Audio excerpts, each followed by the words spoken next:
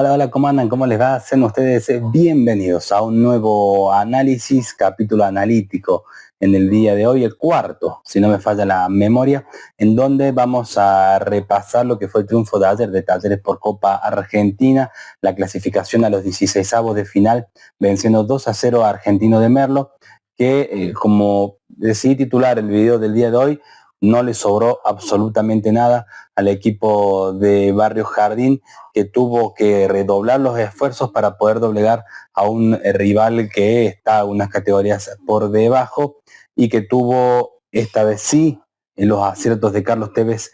haciendo los cambios en los momentos justos, con los protagonistas justos para poder revertir esta situación, poder saltear los penales y ganarlo en los 90 minutos. Vamos entonces para el análisis. Bien, empezamos entonces el análisis en el día de hoy,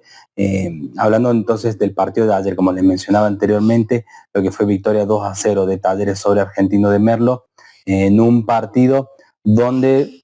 imagino, la mayoría pronosticaba un triunfo, no digo abultado, pero quizás con un poco más de tranquilidad, ganándolo o definiéndolo por ahí en los primeros minutos o en el primer tiempo. Como había pasado, por ejemplo, salvando el resultado final contra Deportivo Armenio, donde Talleres empezó ganando 2-0 temprano, con goles consecutivos, más de que después perdió por penales. En este caso, con Argentino de Merlo no fue así. Un Talleres que al menos me da la impresión con los protagonistas y el esquema que dispuso Tevez desde el inicio, le costó poder ganar profundidad, le costó ser ancho para ser profundo y no encontró esa verticalidad en los últimos metros, ese dinamismo, esas combinaciones, asociaciones que le pueden permitir a cualquier equipo progresar en el campo contrario y sobre todo en las inmediaciones del área adversaria, en donde Talleres, si no me falla la memoria, tuvo un tiro efectivo al arco, el de Cáceres de tiro libre, que sacó muy bien el arquero Tello entre el arquero y el travesaño,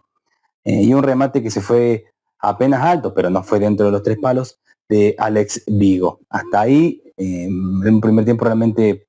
aburrido, monótono, le faltó picante a Talleres, le faltó esa conducción, ese jugador que pueda romper líneas. Por ahí De Pietri lo intentó, en algunas ocasiones bien, en otras quizás no tanto, pero no consiguió intérpretes que hablen el mismo idioma futbolístico que De Pietri en este caso. Se lo vio un Ronaldo muy inconexo, a un Rick que viene siendo el Rick que por ahí insinúa mucho y concreta poco, a un Cáceres que alternó buenas y malas, Galarza estuvo un poco tapado por el rival, no lo dejaron progresar, un Río que a mi entender quizás no encontró su lugar en el campo de juego, por ello Tevez lo reemplaza, ¿no? En el primer tiempo, mejor dicho, en el entretiempo, al cabo del primer tiempo. Y un Talleres que tenía mucho que corregir si quería ganar el partido. Argentino de Merlo, claro, cumplía con su premisa, a intentar aguantar con orden, con solidez. Vale resaltar que tampoco usó y abusó de la pierna fuerte, bastante noble los recursos utilizados por el equipo del ascenso. Y en un segundo tiempo donde Tevez, como había dicho al inicio, contra, por ejemplo, Platense, dije en el análisis que quizás en los cambios no habían estado tan bien, insisto con este concepto que es propio, claro, que el cambio es bueno si el jugador cumple, si no cumple es malo, y bueno, por ahí es difícil caerle al técnico, pero cuando veía el partido de ayer decía, bueno, está para que ingrese Baroni, y Tevez lo dispuso también el ingreso del número 30 en lugar de Río, que quizás no tuvo su mejor versión, pero con Baroni Talleres empezó a tener ese jugador que puede romper líneas, que me da la impresión hoy por hoy es el único encargado de las pelotas paradas o el único que lo puede hacer para lastimar al rival, para tener o para encontrar la cabeza de un compañero. Los demás que se han encargado en mayor o menor medida no han tenido, a mi entender, esa precisión que tiene el jugador de 17 años recién cumplidos, que lo he dicho. Entró y cambió la ecuación, cambió el trámite, Talleres fue mucho más combinado, tuvo más profundidad, logró también más amplitud en el campo de juego, por ende cuando uno logra más amplitud, con cierto sentido, la defensa rival de una u otra manera se empieza a abrir espacios, y Talleres de esta forma empezó a progresar llegando algunas veces al arco, el propio Baroni con un remate, Ronaldo tuvo otra, quizás no con tanta claridad, pero sí con mayor fluidez, con mayor caudal de llegadas al arco y con un argumento, un guión que era lo que Talleres quizás no tenía en el primer capítulo, pero aún así le costó mucho abrir el marcador, tal es así que hubo que esperar hasta el minuto 89, 44 del segundo tiempo, para encontrar el grito sagrado a través de un Baroni que está en franco ascenso. Lo dijimos también después del análisis con Newell's, obviamente hay que tomarlo con cautela, es un chico de 17 años, pero está demostrando que la primera división no le está pesando y que si el equipo tiene que recaer en sus hombros, por decirlo de alguna forma, él no va a tener problemas en hacerse cargo. Así que sin dudas es un jugador que el techo se lo va a poner él mismo. Una jugada que comenzó él, que tuvo una amplitud con De Pietri, que me gustó mucho, más allá del gol, ya vamos a hacer un podio. De Pietri está sin dudas en esos 3 mejores jugadores de la tarde. Y que abrió y cambió frente, mejor dicho, para un shot que también me pareció muy bueno el ingreso de Augusto, le dio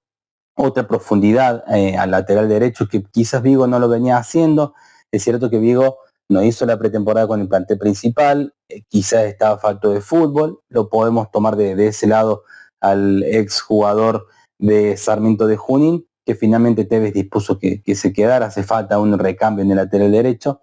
Lo concreto es que esto le dio esa profundidad y de esta forma logró lanzar un centro que Dávila medio que quiso dar el taco, quiso dejarla pasar y Baroni romper así la paridad que quizás si vamos al ping-pong Talleres merecía, pero tampoco es que había generado ocasiones realmente muy claras, no había hecho figura el arquero tampoco. Muy bien lo de Argentino de Merlo, realmente digno, que cuando fue a buscar lógicamente el empate para poder prolongar la definición del punto de penal de Pietri, que a mi entender ocupa el segundo puesto en el podio del día de ayer, hizo una corrida realmente memorable para definir con mucha precisión ante la salida del arquero Tello y de esta forma poner cifras definitivas. Muy bien lo de Pietri, me parece un jugador que con sus altibajos tiene cierta regularidad, que en ofensiva a Talleres le está haciendo falta últimamente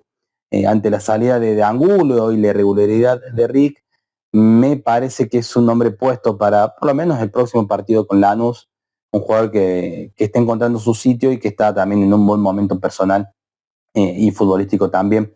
siendo titular, siendo clave en los goles, dando asistencias, participando en el juego, sin duda lleno de confianza al exjugador de Fortaleza. Y podemos cerrar el podio. Hay 2 o 3 nombres que me gustaron, me gustó Galarza, sobre todo el segundo tiempo, me gustó el ingreso de Schott, me sigue gustando lo de Catalán, cuando toma la lanza y va al ataque cuando el equipo necesita romper líneas, así que sin poner un 7, tampoco vamos a exagerar, pero sí un aprobado para ellos, ni hablar de Baroni que como decíamos entró y cambió el partido, un Talleres entonces que clasificó la siguiente ronda sin sobrarle nada, insisto. Lo importante era ganar, sí, por supuesto, pero no deja de ser un faltante en el juego, en el crear situaciones de gol, de poder trasladar la intención que tiene Tevez de darle a ese equipo herramientas y argumentos para ser superior al rival, que en tendencia lo fue con Platense, por momentos lo fue con Vélez, lo fue con Newell's, lo fue ayer,